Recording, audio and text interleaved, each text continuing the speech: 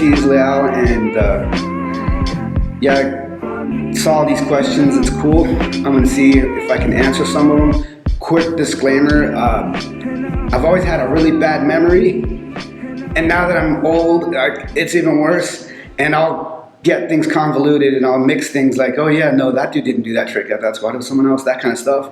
And I don't even remember what I filmed. There's people out there that know more about what I filmed than I do. And which is cool. I see it on Instagram. Like, wait, did I film that? They give me credit. I'm like, I didn't film that. And then all of a sudden, no, we asked the actual dude. He's like, yeah, you filmed it. And I was like, well, then I don't know. So, yeah, so my memory's a little fuzzy. So I might, if I can't answer the question, I'm sorry. I'll try to do as best as I can. Rodney and his spreadsheets, yeah. Well, I mean, before the spreadsheets, he would just write them down on paper like anyone else, right?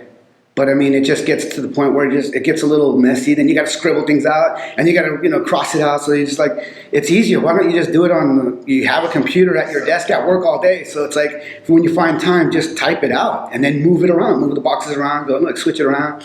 It's mostly he always had a mind like Dewan and Rodney always had. Dewan always did it just in his head. I think maybe he did have something paper. I just never saw it. I never saw Dewan's paper, but I've seen other people's papers too. They come in and go, "Hey, dude, this is what I want you to put down in the in the part." No, he would make it for me. Also, he gets you. Okay. Because he wanted to make sure that I got a better idea of what he wanted for his part. But I mean, it's nothing new to me. It happens to be from him. It was an Excel spreadsheet, but most people just sit and tell me. But you guys weren't aware that the kid from Unofficial was there twice. I mean, when you first asked me, it was because I don't remember. That's all. But yeah, I think during the time what it was is that we had this little slow-mo section. And it's like, oh, wouldn't it be cool to just throw that? That's such a sick trick, the way it looks. It'd be cool to just throw it in there again. Why not? And you know what I mean? And I don't see a problem with slow-mo in there. I've seen it many times. People have like a trick in their part. At the very end, all of a sudden now it's like dramatic and slow-mo, I mean, people do it within, you'll see the trick and then immediately after it's in slow-mo. So we just separated it. It's in there twice. Like a lot of tricks are in there twice. Right. Yeah, something about Yanni in here in the blind video.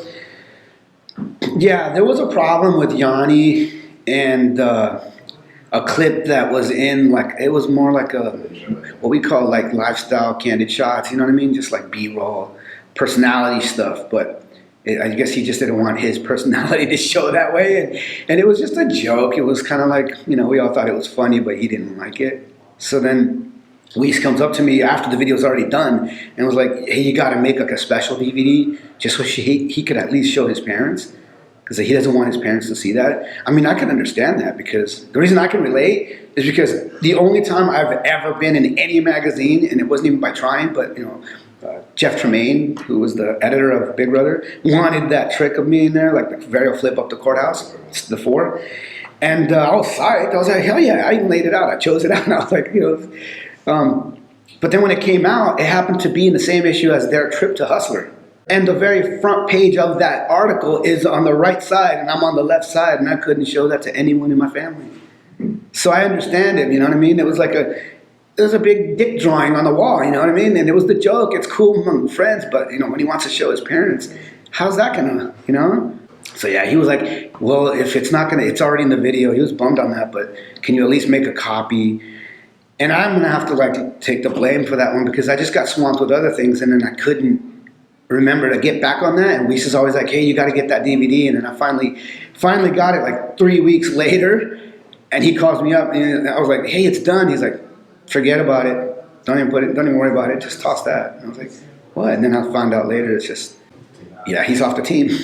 That's not my deal. I don't know what their conversation was like. I don't know what Yanni must have told him, but I didn't ask questions. I just said, okay, I'm not going to make that DVD, because it was supposed to be, but I always felt it that way. I always took it that way. I was like, shit, I took too long. If I'd only gotten this thing out in time, he would have shown his parents, it would have been cool, and everybody would have been nice about it, and no one would have gotten kicked off. And I always feel guilty like that. Things like that happen because I had something to do with it.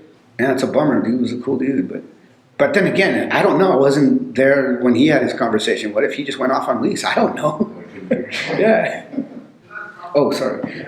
Premiere copy was a pirate copy for the DVD. Almost found to it was fake and was all Dwindle employees. Yeah, I don't know. Somebody came up. Okay, so during the time of round 3, we had like a production company that took over. It was called White House. And so it had production coordinators and like production assistants and you know what I mean? Like people that just sat in the office making phone calls all day and like all that and producers and whatever. And so we'd have meetings. And so for that video, they were like, okay, we're gonna have this and we're gonna have that. We're gonna have 3D. And then I was in charge of making the 3D part of it. So one of the ideas was, hey, you know how people always pirate copy? Like they go in and film it and then later on release it? Well, let's beat them to it and release like a pirate copy of the premiere. So somebody filmed the premiere and then made like a bootleg copy and put it next to it like a joke. It was really just a joke. But, you know, sometimes the idea of something is way better than when it comes out. And so, yeah, so they pulled that one out. And apparently it wasn't really shot at the premiere because, I don't know, for whatever reason, it didn't happen. So it ended up being at a screening. It was like an employee screening. Yeah. So they're like, well, we're having an employee screening, so let's just film that instead and like rush it in there. Alternate clips of Shane Cross for the montage of youve, the mini mega. Okay, I'm full of these kind of stories. If anything, I'd like to not, but now that it doesn't matter anymore. I'm out of the industry. I'm old. I really don't care. I've already heard enough shit talking about me, so it doesn't matter if people want to keep talking shit. But there's been times when I'll just be a little too brain scattered and I'll forget where I put something, or I'll just mix things. Sometimes I have it's not dyslexia exactly, but I'll mix things just by association in my head. And so somehow I got the discs from Weiss and all the footage was on there. I copied it all to my drive. And for some reason, when I was compartmentalizing everything, the land where he landed and kind of squirreled out, and the one that's in the video ended up in the bin for the makes. And the other one wasn't in there for some reason. I think what it was is they were both labeled the exact same thing till the very end. You know what I mean? And what I did was I have a duplicate, so I tossed one. Those of you who know video editing know that it's still on the drive, it's just not in your project anymore. So then when later on, because this all happens, they give you all this footage way ahead of time. When it finally came down like weeks later to edit, and I'm looking it all up, I just was like, I thought I had it, right? And then I did actually go and run a search through the drives, but those are not always accurate, and it kept popping up the bail. And I was like, I'm bugging, I thought I saw a clean land. So I just, I'll just use this one, it's pretty cool, I like it. I like how it fits. And then, he gets up and he smiles and it's like, it's all cool. And I was like, I'll just leave that in there. And then, but the video comes out and he says, where's the make? I was like, I don't know. I know you gave it. He's like, I gave it to you. I was like, I thought you gave it to me. I was like, but I just don't know where it is. He was mad. He's like, dude, you should have put that in there. And I was like, is there any reason why it's not in there? And I told him, well, this happened. And then finally one day when I was backing everything up, I found it in there. And I was like, fuck, I found it. It just happened to be labeled almost the exact same thing, except the end it says slam. And the other one says make at the very end. And it's a very long title. So sometimes when you look things up, it cuts off the very last part. You only see the first part. And so when I'm rushing through, getting rid of all the stuff, like that's junk, boom, that's junk. And I was like, what do I have two of this? Boom. If I would have bothered to look at the duration, I would have been like, the make is always less. It's the other one, it's like there's a ton of extra stuff that he filmed. But I have it. Yeah, it's somewhere. It's cool. It would be cool to show that someday. Gershon and Ronnie both wanted to have, Well, not What If though, because What If was the video that Weiss made. It was before, 2 years before What If. It was in 2003, and I was in charge of making the blind video, and failed because I guess I'm not a good people person. I can't wrangle all these egos. I can't get all these people to hey, come on, can we just all get along and make this video? James tried to. He's just in there, come on, guys, let's just make this video. But there was just tensions between those guys. And I guess, Gershon wanted last part. But I sided with more the idea that it'd be like if somebody just got on World, late 90s, let's say round 2, and World comes out with a video instead of round 2. Let's just say World comes out with their own video finally. And some dude just got on months before the video or a year before the video, and now he wants last part instead of day one. You see what I mean? And everyone since 92 knows Day One. You know what I mean? And he's actually, the team has all been dismantled, and you have all these new guys except Day One still on there.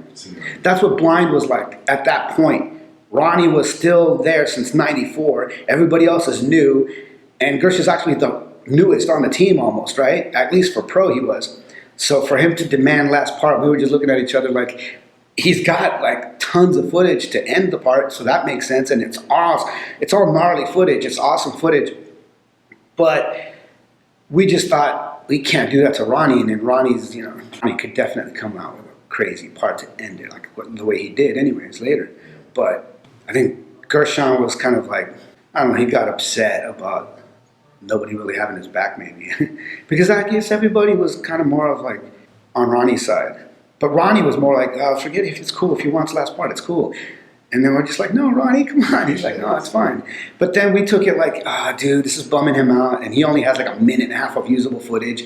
And we still got to wait, right, for months for him to like pull out more footage. So again, that's just another one of my fails, I guess. I just didn't do a good job. And so like Rodney had to get involved and goes, okay, I got to clean up this mess. What's going on? And so I don't know the truth about who did what, like if it was Rodney or if it was Weiss, but right around that time is when Casper, Gershon, and Gideon were let go. And I didn't know. I'm not in charge. I've never been in charge of the what goes on with the team. Those things are always handled back then by Rodney and the writers. It's hard for me to clear up completely because on things like that, like the real answer to that would probably be, I don't know, you could ask Weiss. If you ever get Weiss, ask him about it because Rodney came to him to manage the team because the team didn't have a manager. And Rodney always wanted me to step up and go, like he always used to hint at like, hey, you should do this, you should try this, you should get get experience doing this, like you can be a team manager instead. But I was just like, it's not easy. It's easy to think, oh, I could do that, but it's not easy to actually do it.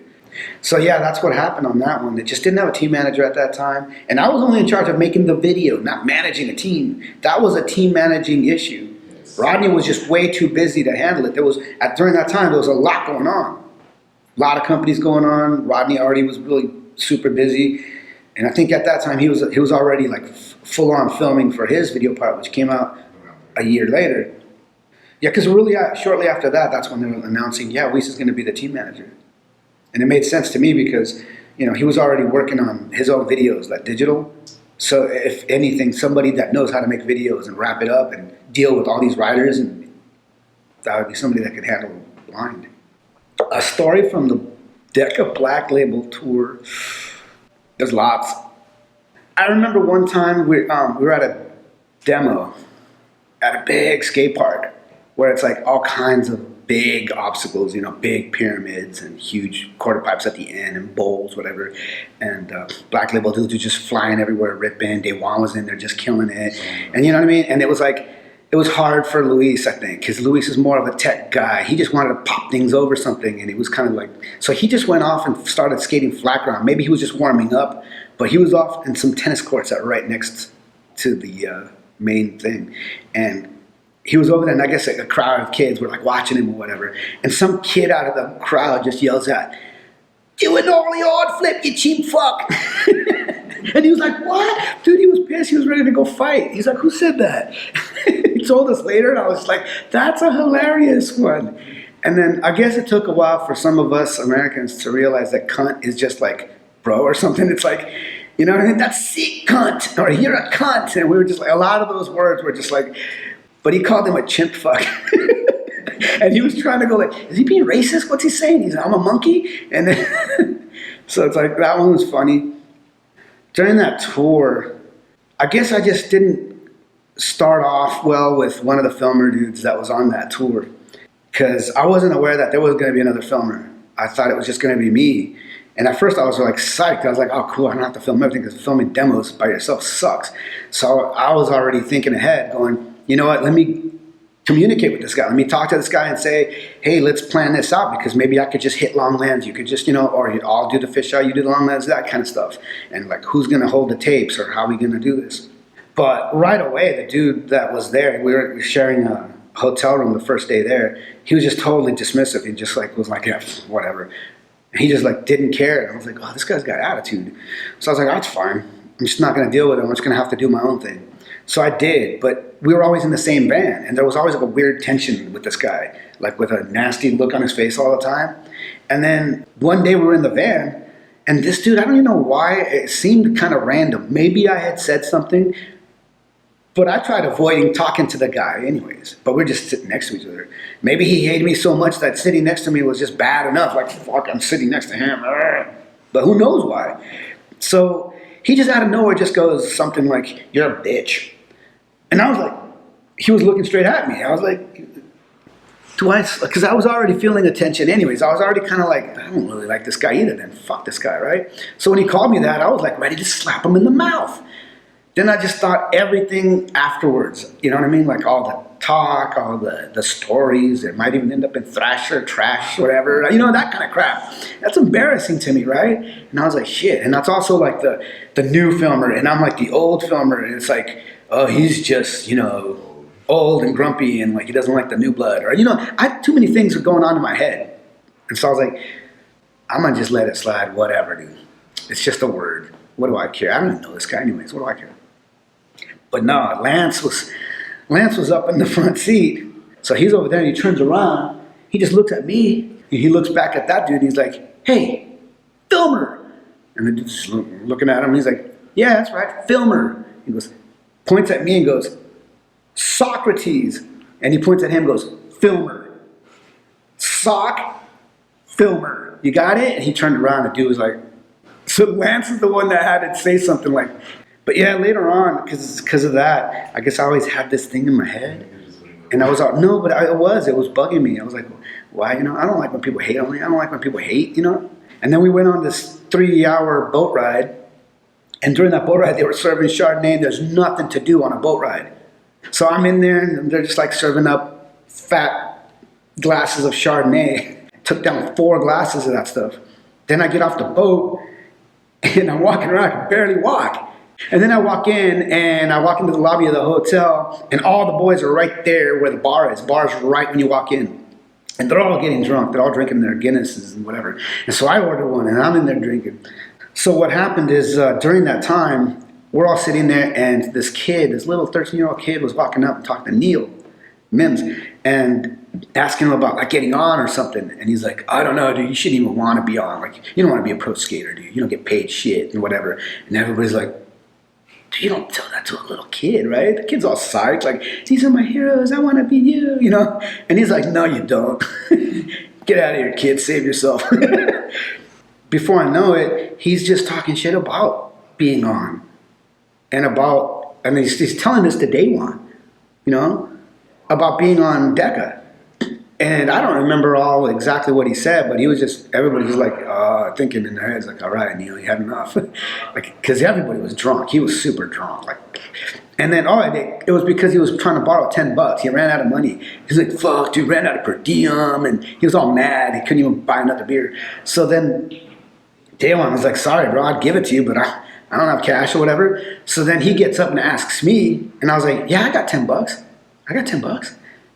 You want $10? And so I pulled it out and I gave it to him, and I didn't let go of his hand for some reason. Now, I just know, I remember, the only part I remember is, and it felt like a dream still, that I was holding on to him. Just going, yeah, you got the $10? I gave you $10. And I was just holding on to him like this, and he was like trying to let go, and I was holding him back. He was trying to pull away, and I was holding him closer to me, and I was just looking at his face. For some reason, I don't know why. And then out of nowhere, I just went, boom, and I just threw him. And then I ran up to him like I was going to like try to kick him in the face for some reason. I don't know why. And then he got scared. He ran. And I just chased him and I was laughing. I just remember laughing. And you know when you're in a dream, you don't know what's really going on. You kind of imagine stuff. So I just felt like I was just getting hit everywhere on my head. Everywhere. And it just felt like rolled up socks were hitting me. It didn't feel like I was really getting hit. I just was going, and I just remember like going, just running into it, you know what I mean? Like, so I just went like this, and I was thinking judging by the hits, and as I was walking in, I was like, I think his head is going to be like right here. I was probably going to miss. There's no doubt I was going to miss and just fall on my ass. But still, I was like, I'm going to uppercut him. So I'm going in for it, and then boom, somebody grabs my arm. And this kind of action has happened to me before, and it's usually a security guard. So immediately I stopped. I was like, it's a security guard or a cop, I'm in trouble. So I was like, oh shit, I stopped, and whoever it was super strong, grabbed both my arms, like, stop me. And then I looked back, just, who's this? And it's Salman, a guy. He's like, Sock, dude, that's enough. You've had enough, come on. I think he was just saving me from just getting, like, annihilated, because I was so out of it. And so then that's when Neil just took off. It took me a while to remember even that. Even what I'm telling you right now took me a while for it to finally go, oh yeah. But from that point, from him grabbing me, it's very spotty. I don't remember anything. I just remember waking up and going to the bathroom and boom, I was just busted up. So, but I just felt bad because that incident made Neil look bad. And I think that's the reason why he got kicked off the team. And I'm sorry, Neil. Dude, I'm just saying all kinds of regretful stories. This is like therapy. I'm sorry, dude. Victor Doom, who was the easiest to film based on natural ability? Who was the hardest? Maybe I'm not understanding the question, but easy to film to me isn't really based on whether they have natural ability. Like, as in, do they pull stuff off quickly? Is that what it means? Like, because to me, whether somebody pulls it off in 10 tries or it takes them 2 hours, it's not what makes it hard to film. If by easy you mean I didn't have to sit there and waste 5 hours, right? That's kind of, yeah, I could see that. I could see that being kind of hard. But yeah, most people, it's an average. Most people pull stuff off in like an hour. If it's a hard trick, it's not going to come easy. And I think everybody battles. But I do find filming Gino was really easy in that respect. But I mean, pulling stuff off fast isn't necessarily because they just pull it off that fast. It's also because some skaters don't want to try something if they don't already have it. And then there's some skaters the complete opposite. They've never landed the trick. And they want to get it on film on the first one they land. And so in that, I'm sitting there not knowing when he's going to land it because I'm not knowing if they're ever going to get it at all. And so they're just like trying at it, and they're screaming and yelling, going, fuck. But yeah, easy to film is, I base it on lots of different things, like if they're cool dudes, if they're cool, if there's a cool vibe, like with Keenan, it was always a cool vibe. Dude was the coolest. Like people will tell you that, but there is no other way to put it. He was the coolest dude.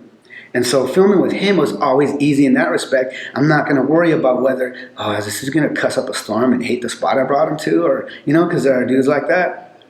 Or is he going to just like break his board, right? He's going to get all pissed off and focus his board. I'm like, shit, dude, I just drove an hour and a half to go film this and now we're stuck with a broken board. And so there's that kind of like easy. There's also, the main like did it in 5 tries, which is easy. He was one of those guys that, again, he wouldn't go and just try something just to try and get it on film. So he wanted to make sure he had the trick before he wanted it. I'm going to go ahead and say, and this probably applies to the rest of everything, is that what I'm saying is just, in my opinion, and the way things seemed to me. I'm not going to go and say, no, this is what he was like, because then someone's going to be like, no, he wasn't like that at all. But at least that's the way I took it. I took it as he didn't want to waste anyone's time by trying something that he, probably didn't know he was going to land or not. So like the switch flip, that was like he had that, or I mean, no, that took him enough time on a tape for me to change the tape and all that. But I mean, it didn't take him all day, And you could tell when he was trying it even right away that it was coming. It was right there. It was just a matter of lining it up the right way or his feet not landing. You catch it and you gotta catch it. You're like, oh, dude, I'm catching it on my toe. I can't land this way. Or, you know what I mean? Or it's a little too far behind. I might break my ankle if I try to land this. So he wasn't gonna, so he wanted to make sure he caught it and landed it clean. But there was also rumors that he tried to switch heel that day. Was that true? Again, that goes right up to I don't remember, and people remember more about it than I do, and I was there, but but I don't remember. I can't say, yeah, dude, he was trying, because I don't. Only thing I remember is the switch flip. And I don't know if after or before he tried switch heels. Looking at the tapes, I saw him try switch heel, I think, on a different tape. But I think that might have been a different day. maybe other people have the same issue I have, where they think that one day is this day. Yeah, mixing it up, because it was like, yeah, it was at Lockwood, it was that day. But whoever said it, if they remember really clearly that it was, then I'm not going to argue if it was that day, but he didn't land it. And I'm not the type of person to go and go, oh, there's an hour of tape and no one landed shit, rewind it and record over. I never do that. I already got burnt by recording over things before, where I was like, You kept all the so I always kept it right at the end of the last recording, all the tapes, especially since, you know, we're just gonna buy loads of tapes anyway. So it's like, yeah, we're not trying to save. It's like saving $5, you know, or whatever the tape costs, right? And we're, as opposed to erasing stuff that's gonna end up being part of skateboard history maybe one day, or who knows? Yeah, it could just be like in this instance, homie passed away. Any footage of him is golden, right? Anything. If I have anything where the camera's on, he just smiles at the camera, you know? And I do have that. I have footage like that. I just have to find the time to dig it up on whatever tape. But during those years, he was already off the team, and I think he was already on chocolate. So, you know, I would label things first with the dudes that rode for us, and then like sometimes I'll write, oh, Keenan was there or something, you know? But yeah, I kind of drifted off into a Keenan story, but yeah, I would say Gino. I'm gonna go ahead and say it was fun and easy filming Gino. But again, filming on the like being the dude was a cool dude to film with. Daywan's always been cool to film with too, and pull stuff off quick too. Blind Fisherman, was Yanni a pain in the ass to work with? I never worked with him. No, I never filmed him. He always seemed like a good dude to me, so I don't know. How was it working with so many videos that impacted many generations over the years? That was something that I would know later, you know, like after the videos were done, when I'd hear from somebody. Especially the best thing for me when it comes to impacting generations is as I got older, I would go out and film dudes, AMs, that would end up turning pro, that go, I got my style from watching New World Order and watching Shiloh's part. You know, and I'd be like, sick. And that's it's because of you filming Shiloh. And I'm like, well, thanks. But it really is Shiloh. But still, how is it to, yeah, it feels cool to be a part of it. It feels good that I was involved at least in shaping somebody's future that way. In the sense that they built their style and trick selection and whatever, you know what I mean? Or they just looked up to the dude and said, I want to do that. And they finally got there, and now I'm filming him. I thought it was cool. I was like, no, the dude that I filmed, you looked up to, now I'm filming you, you know? Now you're in the video. What's the one that people comes to the most? That people are like? The one that keeps popping up lately is Trilogy. But yeah, I've had a lot of people say the round 1, round 2 videos, that's when I first started skating. And of course, the older I get, the more I hear stuff like Deca video, no cheese and crackers. But since cheese and crackers was the last thing, and United by Fate were the last things I worked on, it's getting to the point where pretty soon people are just gonna be like, yeah, who are you? Because I haven't worked on anything like significant in a while. So yeah, it like the dudes that watch the videos in the 90s, you know what I mean? Like, they're already going to be retired as pros. That's how old I am. Will we ever see a return of William Patrick? You know what? No. No. The idea of William Patrick was supposed to be like another Fred Brown or whatever the guy's name was. It was actually Jeremy Klein, and he was like in blackface, which would have never, not today. But okay, so like the idea was to make another Fred Brown, but this time I thought hide friends in it. You know what I mean? Like have a friend section and like people go, oh, I know who that dude is. So that was the idea of William Patrick. The idea wasn't to have that dude that came out, I think it was Chris Casey, to come out and pretend to be him. Sure. Yeah, and I always thought like, what, if you're gonna find somebody, at least find somebody that looks kind of like the dude that's skating. But still, that's another reason why I didn't like work out. We should have really, this is what I didn't say in the nightclub, this is something that I always thought too, is that the footage was so heavy, but there was nothing we can do with it. We couldn't just go, you know what, let's give this to Tyrone and what's he gonna do with it? No one's gonna put out a part with him dressed like that. You know what I mean? As gnarly as it is, it doesn't work. But so I thought if we could have just scrapped it, taken out all the other part, the little skit part where he's pouring the beer or whatever and all that, and just keep it to just that, right? And then refilm him a little better, right? Walking around going, I'm William Patrick. You know what I mean? Like that. And make a little funny thing that's random and out on the internet. It could have been better for him. Because this didn't get put into a lot of the videos. There was like releases that didn't have it in it. And it was also a hidden feature. It didn't always play. It was set up to like randomly play in between, and sometimes it wouldn't. So you could watch the whole thing and skip it. Yeah, because I remember sometimes like for the Ronnie and Day One, it would switch who was last. Like, Yeah. This would be Ronnie, so this would be Day One. Yeah, so they had like a weird little like script in the authoring of that DVD that made things like that happen. So it wasn't something that always played. So it got a lot less play than it should have, and so he didn't get what he deserved for all what he put down. So that's another reason why I look back at that like, damn, that failed on so many levels. But we failed Tyrone on that one because he was down to put it down for us. What he did. He had the most. Yeah, so it would have been cool to have. Maybe we could just resurrect it, and you know what I mean, like, and maybe even make a game out of it. And, like, you win something. Who knows? That would have been cool. Have you ever wanted to re-edit a video you've made part? Well, yeah, we already talked about the missing clip for Shane Cross. After that, I definitely wanted to go back and re-edit it. Yeah, and after the reaction from Matt Mumford, he didn't like a few of the things that I did in the edit of his part. Because there was some lines that he has in these bowls, right? And just like lines in the street, you can't just chop up a line, right? So I just kept like the key parts of that line, just for time constraints, you know? Like it started like getting way too big or whatever. So I sided with my idea of what the part should look like. But that was one of those instances where he just kind of just went, I trust you, you're gonna do a good job. And then he wasn't there. Like most skaters, I like to work with the skaters in the office, and that wouldn't have happened if he was there. Not blaming him, just saying, you know, dude's in Australia or whatever. Yeah, all I know is that he watched it and was like, there's some lines in there you shouldn't have cut. And I was like, you know, when I get that reaction, that's when I just go, dang, I failed again, you know. So I wish I would have been able to go back and re-edit it and forget the music, just make the length, you know, add more music to it, or put that line at the end, you know, I don't know. Just you could always find a way to make it work, and I didn't know that, you know, the impact it was going to have, because he just saw it, I think, at the premiere and was like, oh shit, this is it.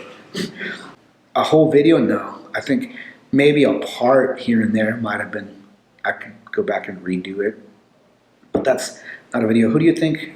Oh, this is still, oh, sorry, that was Francis Xavier. I'm forgetting to say their name. Who do you think has the more tapes of makes that you filmed? That would be like Day One and Rodney, just because I filmed them the most. I mean, their names are right there. He guessed it already. They're the ones that filmed the most. So yeah, most of my tapes have those two dudes on it. And yeah, they would be the obvious choice, yeah. And you're welcome. Gay. Let's see what Gay has to say. My father named me Daniel, so I've gone through life with expectations of me and a chunk of life living amongst the lions. Okay, I know where this is going. And this one, okay. Oh, Daniel Boone, is that what that is? Fortunately, no one expected anything of me. Yeah, I get that. It's cool that he says this. He's like thinking inside, like thinking what it would be like to have this name that I have. And it is that way. All right, not mocking, because it did sound like that. But, yeah, well, I'm Mexican. I'm not Greek. And I always get that. Like, oh, you're Greek? Like, I don't even think someone Greek would name him that. Like, name their kid Socrates, right? I didn't grow up with my dad, though. He named me this. I was going to be Jose Ramon or something, because I was going to be named after my grandfather. And out of all the kids that were, you know, that were born between my mom and my dad, because they split later, and then he went off with had other wives, whatever, and then my mom remarried. So out of the original 6 that we were born, like, according to my mom, I was the only one that he was actually there for the actual birth. So when it came down to naming me, I was gonna actually be named Jose, but he was there, and he's like, I got a name. And he was all into reading about all that. Okay, so my dad is this crazy intellectual, though. He's like a super smart dude. Dude was a singer-songwriter, recorded records in Mexico, and eventually ended up being like a fight for the rights type of guy. Like he was like, what do you call, like an activist. And he even got incarcerated by the governor of Sinaloa for, like, it was an activist type stunt, like where he gathered hundreds of people. And they even flew in military in a jet to come in and disperse their crowd that was there. Because apparently there were sharpshooters, this is a real story, sharpshooters sent out to kill my dad. My dad had bodyguards though, because he was already ahead of that, and had dudes scoping the whole area. So they caught them before they could even shoot at him. And they had to rough the dudes up because they weren't just going to go down. And so that was nailed, they nailed him for that. They were like, oh, you attacked these guys and whatever. It's like, they were there to shoot him, but whatever. And then the stunt itself, he and hundreds of people took over a toll road, a station, and just said, get out. And then him and his boys and everybody got manned the stations and told the people, all right, it's free, you can free to go. If you want, you could donate to the cause. And so some people would donate to the cause, but most people were just like, free, all right, boom. So they took over the toll station. But yeah, he was that dude. And he read a ton of books. And so one of them was like, I have a brother named Diogenes, Themistocles, Androcles, rest in peace, my bro died. But, Penelope, Athena, yeah, it's all these Greek names. That was his kick. But again, I didn't grow up with him though. I didn't meet him till I was 12. So my whole life, I'm just like, why? It would have been cool for him to be there. Like, no, man, this is why I gave you this name. You know what I mean? Like if I would have been him and my name's like Jesus, because that's his name, right? So I'm Chewy, and I'm the guy that reads all these books, and I have a kid. I'm gonna name him Socrates. When I raise him, I'm gonna be like, you know what? I'm gonna raise him like this, right? Yeah, there's a reason why. But his reason why fell apart because my parents divorced when I was 3. So yeah, I did have that. And then when I finally found out who the dude was, I didn't want to know anything more. I didn't want to read about him. I didn't want to be, I'm not a philosopher. I'm not going to, I kind of went the wrong way. I went against it. And that was bad for me because I could have. But I was too lazy. I was always like that. I just didn't want to do it. I didn't want to do it. I'm like, yeah, I'm not smart, whatever, I don't care. I went and dug my heels instead of going with it and going, no, dude, I'm going to be the next Socrates or whatever. Like, no, I just wanted to be a regular dude with a regular name all my life. But yeah, it's so fantastic name. So thanks, Gay. Far from relevant. When do you think Dwindle was at its best, worst? I think when it first started. I liked the name immediately, and so like when it first started, when round 2 came out, and we had to put that logo on, and just like the team and everybody, but then again, I'm just an old man and I'm looking at it like, nostalgic and just going, yeah, back in the days, it was the sickest. Before that, it was World. But when they changed the name, it was because of like a issue with selling the company and whatever. Because before that, the distribution was called World 2. And so when they sold it the first time, because that World's been sold so many times. South San Fran, 650. Have you heard from LeVar? No, man, I would really like to talk to that dude. Last time I talked to him, he was the last couple of days when he was on Blind, and he was always like walking around hunched down like this, and I was wondering why. And apparently it was because he didn't like his height. He didn't like being tall. Like group picture, and he's like the tallest dude there. He would always be like, no, he had an issue with that, and that to me says like a lot. Yeah, I stay seeing him over at EMB. That's cool. What are your opinions on HD? It's cool, man. It's clarity, right? It's better than standard def. You watch standard def. Unless it's VX, because it's for VX. It's for the reason, you know what I mean? Just for that, just for the look of that VX. Everything else says standard def, no. But yeah, if it's not VX, then HD. Will you ever release any raw tapes? Yeah, if I had the time. I don't have time. I was late to being here. I'm sorry, I was like 40 minutes late, but that's because I just don't have time. I have 4 kids, and I work at night. Yeah, man, I'm gonna do it. Oh, sorry, I didn't read this. Dark Night, I'm gonna do it.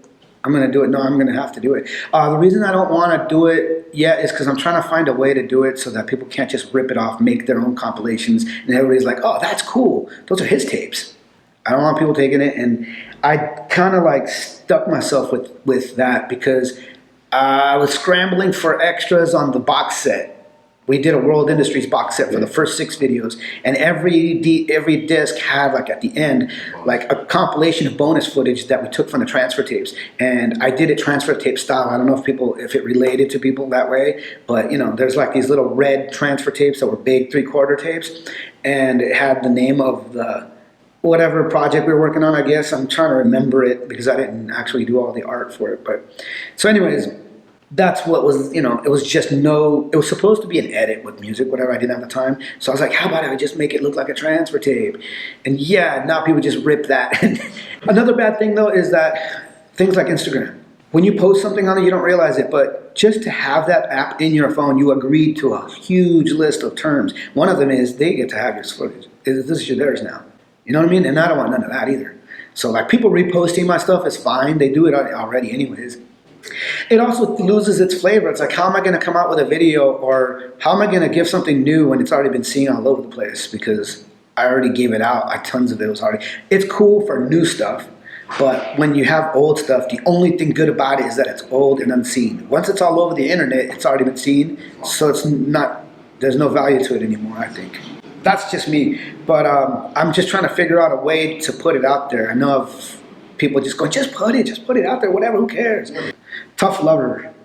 What do you think of the modern Strobeck style of filming? I mean, I like that style. Okay, I'm going to talk about the style, but I don't remember which videos he made that No, I haven't been seeing, another disclaimer, I haven't been following skateboarding. Not only I've been out of it for years, but also even at the last couple of years, I was already had seen so much skateboarding, and I see it while I film and I see it while I edit, that I'm just sticking to what I need to know, and I just don't have time to go home and watch the next latest skateboard video. And so I didn't. I'm sorry. I know that sounds like an asshole thing to say from somebody like me, like, you know what I mean, to dismiss all that cool, like, good work that people are doing. But no, I just didn't, and I didn't watch a lot of the new stuff. So, but the way you explained it, I think it's cool, like zooming in on people's faces. There's nothing wrong with it. I used to shoot very zoomed in, and I used to actually, zoom in on people's faces, but they didn't want that. They was like, no, that looks lame. What are you doing? I'm like, dude, it's showing your look on your face right after you land something. Yeah, that's pretty much. I always wanted somebody to be on the side to film even things like a person's face on the side who's watching. Like sometimes somebody like that's not even skate related will be sitting there waiting for the land. And I wanted somebody like, dude, I can't do it because I'm filming the skating. But if somebody could just be over here, don't film second angle of the same shit I'm filming. Film that dude, because he's gonna go nuts when you land it. And he's like, yeah, you could tell the way he's dressed. He's not skate related. He's just standing there with his coffee, just going, oh man, that kid's almost got it. And then when he finally lands it, he's gonna be like, wow. And for somebody's reaction that way, I think that would have been cool to have in a video. But one thing I do have to say is, maybe it's just because I've been so used to filming standard def longer than I have been shooting HD, is that to me, skate footage is standard def with a fisheye. That's to me what skate footage has always been. So now the new style with HD and widescreen and not using too much fisheye, just kind of like, it's like that, it still is, you're filming skating, so it's always going to be skate video, but the skate video look, like for instance, if you're watching TV in 1999 and some mountain bike guy is like riding his bike, but it's being filmed that way, the first thing in your mind is, that looks like a skate video. Because it's not filmed the way you would normally film that mountain biker guy, right? Just because of the way it was shot, right? The first split second of you seeing that shot, it's a skate video. It's that familiar look. And so VX with the fisheye is that look. And it transferred over to the P2. The HVX with that big fat one you put on the rails. Now to me, that's the modern version of the VX. And I think that one's not going to be put down for a while either. Well, 10 years from now when it's like 32K or whatever. Yeah, when it's that, they're going to be like, no, we're still shooting the P2. It's gonna be VX. Yeah, it's going to be the next VX. Like, no, dude, our video is going to be all P2. But that's what we called that camera, the P2. It was like the HD version of the skate look. And that's still what people use. Okay, Stanley Spadowski, what was the best thing you think you filmed? I can't remember the absolute best thing because, again, I'm going to be putting everybody else in like, oh, what about the one day that I thought that was the best? What is the one thing you wished you filmed? What is the one thing you wished you filmed? That was already said in 9 Club, dude. Everybody knows. Guys Switch Tray. That's the one that's still seared. And of the early World Blind and 101 guys, who are some of your favorite to film with? Early World Blind and 101 dudes. World favorites, Shiloh, Day One, the whole crew, right? Daniel, Kareem. Blind dudes, early blind dudes, Okay, I'm gonna go and include Ronnie in the early blind dudes because Ronnie was 94, so that's early on, right? So Ronnie Krager, Brian Lottie. Oh, he did. Because Brian Lottie, I got to film him a little bit before he left. We would like to sit and talk afterwards. The dude liked to sit and talk like Jed. Those two guys always seemed like similar personalities to me. Jed Walters and Brian Lottie. And just talk about like life stuff, girls, you know what I mean? Like his view on the world or whatever, you know what I mean? Sometimes we talk about religion, like with Jed. Because I think Jed was raised religious and he was like, I'm over it, type of dude. So we talk like more like, I like talking to people in that kind of mode, like with Rodney too. About Rodney, we'll talk for like 2 straight hours and I'm like, oh my God, time. Because that guy could just talk to you and he listens to you, has something to say and doesn't look like, I want to get out of here already. You know what I mean? Like, you know, sometimes, full attention. So those are the dudes that were really cool for me to hang out and film with. And then one-on-one, Gino, Dill was always cool to film too. I have a crazy Dill story too. So Dill was like a little kid still though. He wasn't like a full grown up. He was like, you know, like still a teenager. So we're driving back from some spot down, I think might have been San Diego, but we were like way down south and we're coming up the 5. We're coming up the 5 and I had a bad habit of just getting into it, people on the freeway. And here I am getting into it with somebody on the freeway and even though I've already dusted that dude, then just the fact that you're going like mock on the freeway, someone else picks up on it and goes, oh yeah, you can't beat me. So they get on it, you know what I mean? And now that guy's in on it. I never had a fast car. Okay, I'm not driving a Corvette. So I'm just in my bucket, whatever I have. But I'm really good in between cars. But so we're going down the freeway and I was doing that. And at one point, I think even Gino was like, yo, Sock, like, yo, I don't think your car has the handles for this. Like, come on, you don't got the suspension for this kind of move. And then I was like, oh, my bad, am I doing that? And I was like, okay, just like let me just get to the 405, and this guy, I'm sure, is gonna go down the 5 or whatever. So I'm just going, yeah. And then Dill's just like he's back there holding it in, and then out of nowhere he just goes like, Sock, please, could you just stop driving so fast, come on. And I look back and like he's like tearing up in his eyes, like he was literally frightened.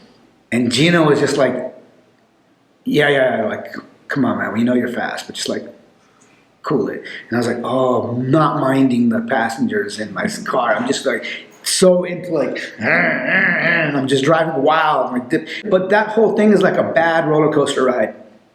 Because at least in a roller coaster, you know, it's designed for safety. But this isn't that. This is, you could literally go boom, and we're all flipping on the freeway. And so this guy's like, no! And we're like, oh, avoided that. And I'm in control. I think at least I am, right? So, but these guys don't know. So he was over it, dude. He was so like, cracking in the voice, like, please stop. And I was like, dude, my bad. So I chilled, drove normal, calmed down. And I'm just like, shit, what did I do that for? After that, I was like, yeah, I'm not going to do that ever again. And so, yeah, that's the Dill story for that. Battery Aziz. What's the craziest thing you've ever seen Rocco do? Nothing really crazy. I don't know if it's really all that crazy because it's in a pool, but this dude would go up to those, railings that would be at the edge of a pool in the hotels, whatever. You know, the kind that you use to get out, like pull yourself out of the steps. So he'd go up to that thing, grab onto the railings. They're like 2.5 feet tall, right? So he'd just grab onto one end, and they're like all rounded and wet and slippery, whatever. So he'd just grab onto it, and he'd go upside down. He'd be upside down, holding onto the railing, and then just drop himself in head first and dive. I thought that was pretty nuts. It just looked like, whoa. But he was in full control. Like, he was like, yeah, I got this. Give us a good Marcus and LeVar story. I don't really have good LeVar stories because when I filmed with him, he was a little kid. And as a little kid, he sometimes would act a little brattish. He was a cool little kid. Always smiling, always like, but sometimes he would just like, knew that if he wanted his way, he could just tell Rodney, and I'd be like, Rodney coming up to him going, no, man, that's not the tail slide he wanted. And I'm like, yeah, but that one looks like, no, just use it. Like, you're going to override me over that little 13-year-old kid? And he's like, I'm sorry, but that's the way it is. And now I just look at it like, yeah, shit, that's just how things are here. You know, as much as this dude is my friend, right? And we have all these cool talks and everything, at the end of the day, he is a businessman, has to make a business move. And one thing is not good business is for you to just fly and take off and be like, yeah, you know what? You guys aren't doing things my way, so I'm going to just go to this company. And, there is always a certain point in time when a pro has a really big name and knows that they got the leverage and that's the power and they could do moves like that. So before that could even happen. And it probably has something to do with the fact that it was just a year or two after everybody had left camp. And so it's like that sting is still fresh. And so it's like, no, we can't have that again. So let's just be cool with the dudes. Yeah, let's just put this if that's what he wants. Why are you going against me so hard on this, And so, yeah, that was one of the things that was tough to deal with. Not really a story or anything. Marcus, just a cool dude. I used to film him a little bit, yeah, but there's no really big story that comes to mind. You film the heel flip? Which heel flip? No, a lot of the EMB stuff was sent to me. Oh. Yeah, I would film him when he'd come into LA with his brother. Like they'd come into LA and stay for the week or for a weekend. But if it's more than likely Pier 7 and EMB footage, was more like Brad Johnson or some other filmers. Cuban links. Keenan's switch flip is hard to beat, but what's your favorite trick you've ever filmed? See, that's another favorite trick. You must be one of the most desensitized filmers on the planet. Does anything or anyone... Yeah, I kind of covered that earlier. Yeah, you do get desensitized. But I mean, I started filming for World Industries when World had the best riders of anywhere. At least in my opinion, right? At that time. Had World, Plan B, Blind, and 101. Those 3-4 teams. There were other teams at the time that did, have really good, serious riders.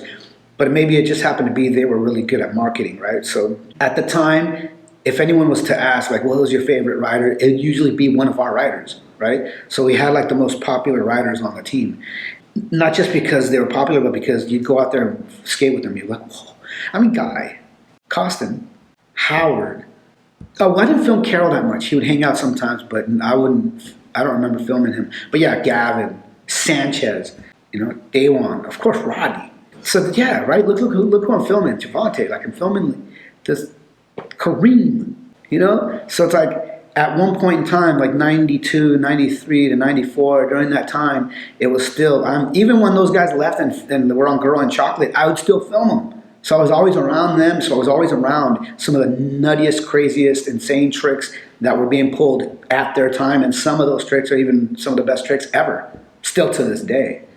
And a fakey tray flip, back nose blunt, I know it's a little curb and everything, but to be that, think about this though. A fakey tray, catch it, to land it on something that low might be even harder, right? Think about that one. That's so it's small. It's you gotta be so tech, right? You gotta be and locate it right there, get it on. Just pulling that off even, right? But during that time, those kind of moves were being pulled. I was there. Some of the times, nobody else was there, and it was just me and the skater. So some of those times, I was the very first person in the world to see that trick. And I know that at the time, I didn't see it that way, right? But it was later on when I would hear people talk about, dude, this trick in this video was the most amazing. And I hear so much of that, and I started imagining how many people actually saw that footage, how many people saw the video and his part, and right? So it's well, yeah, so I got to be the first. You know what I mean? First. So yeah, it was I was the first to see that stuff. Even when dudes were around, I was the first because even dudes are around doing their own thing, right? They're over there adjusting their wheels or whatever. You know what I mean? They're focused on their trick, and they're hear and they go, oh, what do you do? So not everybody was always watching it. So, but I always was. If there's one thing for sure, I always was because I was filming it. That's any filmer though, right? A time when real NBDs were coming down, no questions asked. Now it's is it? You have to look it up, right? Hey, I just landed this. Yeah, but we got to look that up. Let's go into the video encyclopedia and find out. But yeah, the NBDs would go down and you knew it right away. Yeah, that was never done. Expired. Have you been to Canada? Yep, but just to Vancouver. I've never been anywhere else. I love Vancouver. Who took you there? These guys, for some reason, would send me on these Slam City Jam trips when Slam City Jam was going on. And I was just there to film, but we never did anything with that footage, ever. I don't remember doing anything with any of that footage. Maybe 1 or 2 clips out on the street. Sometimes we go out on the streets. Maybe one of those, I can't remember which one might have made it into a video. But filming the whole contest, it would end up in 411. And not all of it, because they had dudes there too. So I'd send them like, hey, maybe you could use 1 or 2 clips that the guy didn't make. That, the guy didn't film it. But I would go to Vancouver and just hang out and have a blast. It was fun. It goes right back to like, they owe you this. Like, no, they don't owe me nothing, man. They flew me around the world. I had a great time. You can't put a price on what I experienced. You can't look at that and go, yeah, but they should give you a pension or whatever. You know what I mean? No, I'm going to take care of myself now. They took care of me for 25 years. And I had a good time. But yeah, so yeah, I've been to Canada. Favorite city, I like San Francisco a lot. I would like to say Los Angeles is, but I mean, that's like too biased, right? Because I live here. Or not even in LA, I live in Lawndale. But still, the LA area, the South Bay, it's like, I would always, if I lived somewhere else, I would always want to come back. It's one of those. But outside of where I live, in the area I live, it would be San Francisco and New York. New York, just because it's so different and it's just so metropolitan. It's so like big buildings, lots of cars, people on the streets, and it's just a hustle and bustle, and the street life and the skate life is so different, So it was like it made a good impression on me, and I found San Francisco a bit similar, a little smaller version. It's like a tiny version of New York, Yeah, and it's very busy, and then skate life is a little similar to me. Worst demo ever experienced. First tour I went on, it was. Rocco called it the Hell Tour 4 or whatever, and we took all the AMs across the United States, mostly through the South. Actually, it was just all through the South. And we were at a place, can't remember, might have been somewhere in Texas, where it was just like a 10-inch high curb. That's all. We went to like a local spot, and that's it. No, you know what? There's a worse one, same tour, in Jacksonville. They just took us across the street to some abandoned gas station, and there was like a little yellow curb there. And that's what we skated that day. A curb. Like literally, that one was a curb. The other one was a little higher. It was more of like a block, what we would call block. Now they call them ledges. But back then we called them blocks, and it was like maybe 10, 12 inches high, which was really high for us back then. Like, no. But yeah, we went to an abandoned gas station, and we got kicked out by the cops at a demo. Yeah, right? We're doing a demo and get kicked out by the cops. That was awesome, actually, now looking back. But at the time, we were bummed. Like, how did we get kicked out of a demo?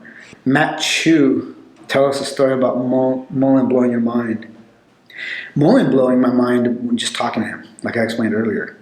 The things he would say, just how he talked, the things he knew, the way his approach to skateboarding and how he would know everything. Like that's what blew my mind. Yeah, it was his idea to go there. He wanted to. So like by round 2, you'd notice that if you watched most of his parts throughout the 90s, that he was doing a street part, but still didn't want to let go of a little bit of his old freestyle stuff. Like in Secondhand Smoke, I think it was, where he did something. He was at Redondo Pier at night, and he just did a little like montage of all kinds of like, one-handed handstand flips type of stuff, right? Like freestyle moves. And so he wanted to do that, but in a different setting, because it's like, you need to have a cool setting. It's not just like, let's just do it out on that sidewalk, because you could. It's freestyle. You can do it anywhere where there's a flat ground. You don't need a spot. But yeah, let's just pick a cool spot. That's what it was. And he liked the way it looked. It was like somewhere in a back alley. That was in downtown, like east part of downtown. Out of all the companies in the world, which was your favorite? World, the main one, the one I first started working for. TD. Did you ever grab stacks of product to sell to cover what they weren't paying you?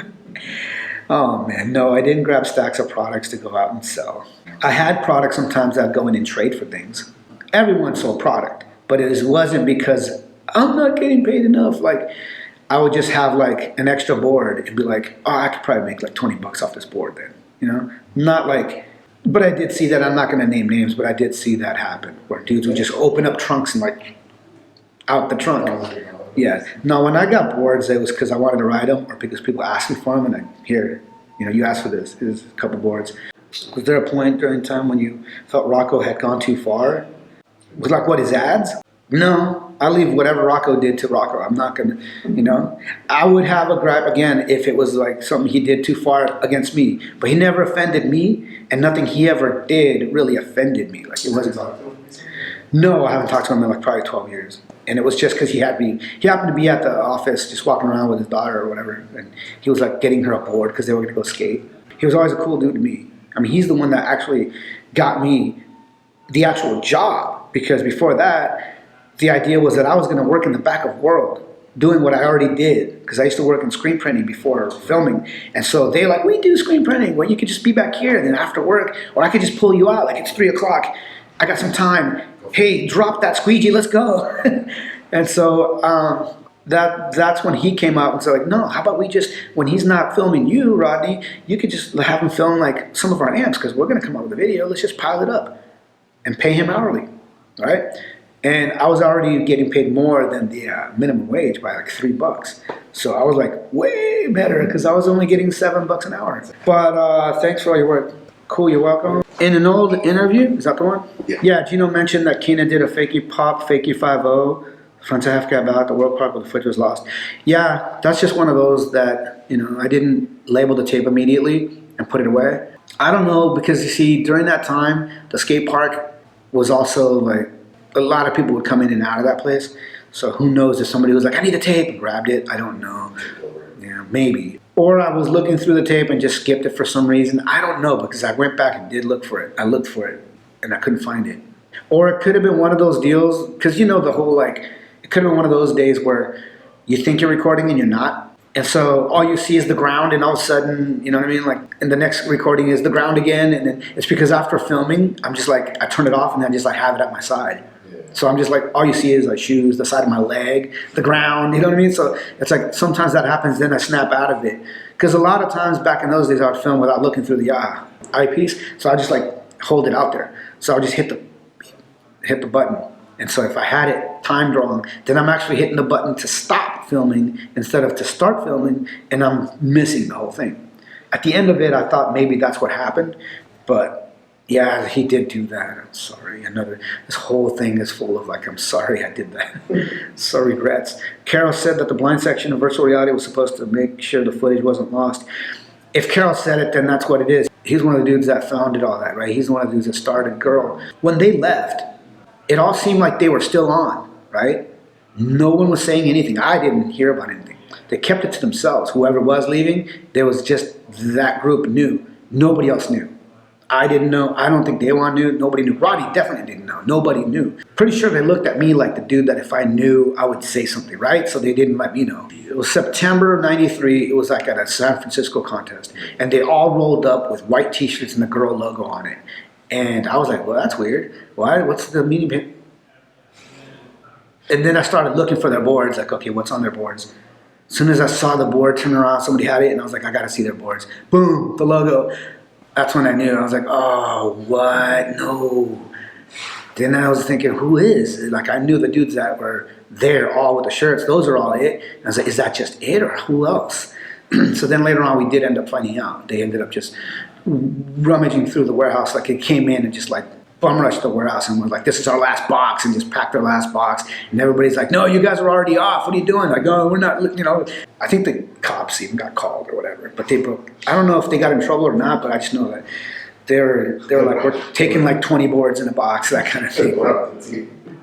I think we already knew they were off or something. But yeah, that happened. But if Carol says it, then that's the only thing. I know that it says here that Danny Way called it bullshit.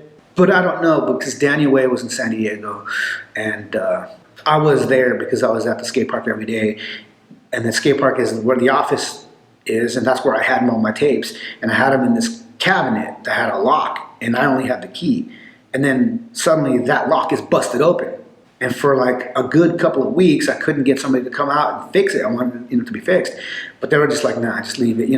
The whole place is locked and key, right? But still, I was like, somebody who broke into it, and I'm looking at it like, well, it looks like everything's here, but the tape I think they might have taken wasn't like a main tape. I just recently spoke to Jake Rosenberg about it, and I'm just gonna go ahead and leave it at that. But he says, no, man, this was all pre-planned. We already had this planned. It was like, because he was like really close to Ternasky, rest in peace. And so, no, he was close to Ternasky, and Ternasky was like in charge of Plan B, like the making. He was always the dude that made the videos, right? So Jake was also the dude in charge of making that video, right? So he He told me, no, dude, that's BS. We were already planning on that. But who's to say they're both not right? Right? Because, yeah, Jake and Ternaski have this idea of a friend section, but then on the other side, these guys who they didn't know were already kind of scheming on something. We're like, hey, this is an opportunity, right? So in their view, they're both right, because they're just like, yeah, we looked at it like, It worked out. yeah, because in the end of it all, you're looking at a girl video. That virtual reality video was just a first, right? Look at the girl videos that came after that. It's the same dudes. It's a pretty girl. Yeah. And that comes from Jake himself saying, no, dude, this was already planned. We wanted a blind section in it. So they wanted a blind section in it. These guys were looking at it like an opportunity, so it's kind of both maybe. And that's it. You filmed Chocolate World Cruise. Yeah, I did film both Girl Chocolate and World dudes because they all hung out together. And nobody on the team wanted to like look at it like, no, fuck you for leaving. You know what I mean? Like, because it did kind of sting for the people that got left behind. Maybe some people felt it that way. But other people just looked at it like an opportunity, like, hey, you know what? Now we're the top dogs, right? Because you know, it was full of top dogs, right? It was just full of dudes that were way up here. So all these dudes left, and it's like, well, so now we have an opportunity to shine, right? So then later on, things like the planning of Menace started happening, you know? Speaking of which, all that Menace video, are you still gonna try to get that out? I don't know how to, because it's not. Here's the thing: if I put something out like that, right? I don't want there to be a, well, who are you to resurrect that stuff, right? You know? So I would have to go in and just to be cool, right? Just to like, oh, hey, you know what I mean? I'm not going to be an asshole and just take all this footage and just put it out there. And people are just like, I didn't want that scene. It's them. It's the, you know, I may have the footage. I may have filmed the footage. But just to put it out there, just to be like, you know, Sock put it out. Sock did it. Like, just for that reason alone, I'm not going to do it. It would have to be, everyone wants this to happen. And I mean by everyone, I mean the dudes that are going to be in it. I would have to be like, Pupaki, do you want to be in this? Fabian, Joey, do you guys want this to happen, right? And I'm willing to bet most likely they'll say, hell yeah, dude, it's been time, right? I just recently spoke to Joey at Gabe's funeral, rest in peace.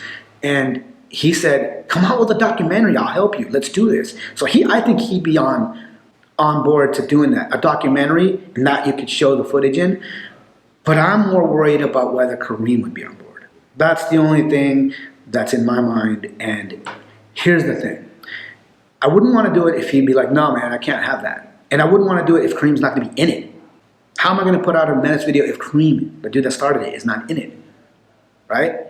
So if I do, but if he does say, yeah, that'd be a great idea. But now I'm looking at but he wants to be the dude in charge of it. Because that's how he is. It's his company. He's not going to go, yeah, Go do it. you go do it. He's going to be like, no, I want to be, and he's in Dallas or whatever. He's far away. So it's like, that won't work. So the only way I could seriously, like, people would see the footage would be if I called up Pupeki and said, hey, Pupeki, no one's seen your footage. People did see like a lost tapes type edit from Fabian, you know, and a couple other dudes were actually in the video later on when they came out with it. Like Joey had a part, right? And I think, didn't Pupeki did have a part? No? Well, anyways, all I know is that a lot of the older dudes didn't get parts. So if I can call Billy and go, hey, Billy, would you be down? If they said yeah, then an individual part could come out for each one. And it would even make more sense because I don't know how I would put together a whole video anyways. I don't have the time. I would barely have the time to have like one part made. Find it. Yeah, like making a whole documentary too, I would love to do that, you know, and it's an awesome idea. And even if Joey does help me, I just don't have the time, you know. If I could get paid for a year to do it, but that'd be a different story. Yeah, Silhouette says regarding Day One, he looked like he could do anything, but how was it to witness him progress? Day One's one of those guys that when you first saw him, if you were there, anyone who was around him in 89, 90, 91 knew the way he was centered, the way he had balance, the way he landed everything, that they just knew he was going to be one of the best skaters. We just knew. That's all I can say about that. I did watch him go through phases. I guess somebody mentioned like he would go through phases, and yeah, you know, you could see that in the videos. You know, there was and yeah, like how many tables? Somebody said how many tables is too many or whatever. Yeah, there probably is, but I was amazed by that era, that point in time when he would just go, let's stack these things. Like, what are you doing? Like, you're going to jump up on these things? But that's what we did. in the late 80s and early 90s, we'd go to like LA type schools and get those small picnic tables, but we would only put like a bench down it. And we'd ride on top of the table and slide down the bench like a handrail. That's all. And we looked at all the stuff he did like, whoa, we didn't think about making a roller coaster out of all this stuff. We were just like, just roll off the table. We had nothing else to skate. So we made our own handrail by putting a bench on top of a picnic table, these fiberglass things, and just ride a little bit on the top and get on a slide and land, or get on a 50 and land and be like, sick. But this dude took it to a way other level, and it was amazing. No question from Mike Oxwelling, just a statement. Shouldn't have to work a factory job. I'm having fun in these factory jobs. Yeah, and I probably wouldn't. I'm looking at them kind of like it's an adventure. I'm like, this part of my life right now is feeling like adventurous. Like I'm adventuring on into something that I've never done before.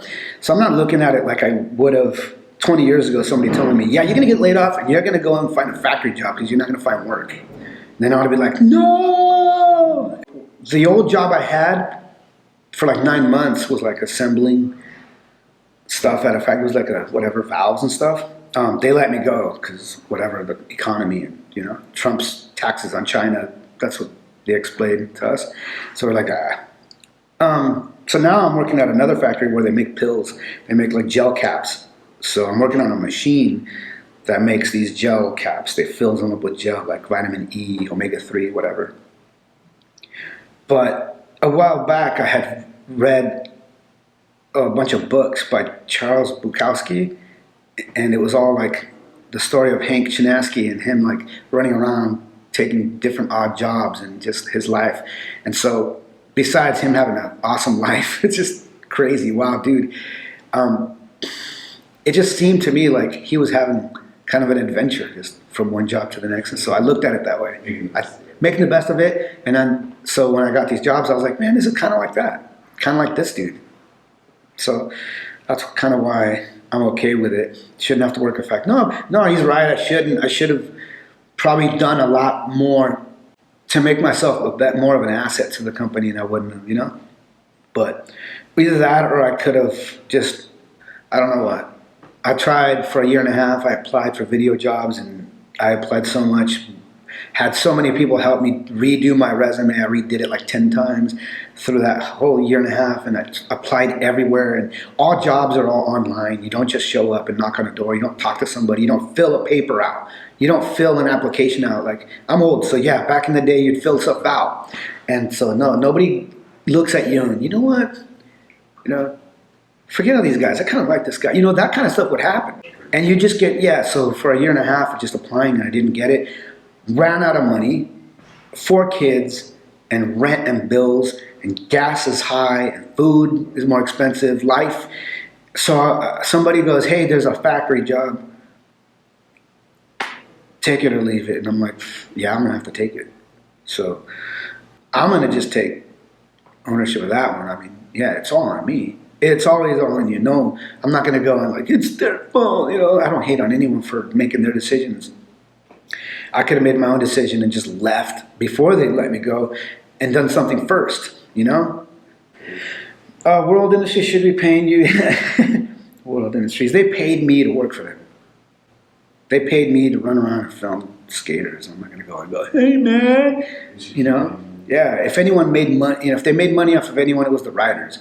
I'm not going to be first in line to knock on that door. I'm going to be like, oh, well, in that case, I'll do that if they're going to go ahead and take care of all the riders that made their name big and just went, no, you're gone.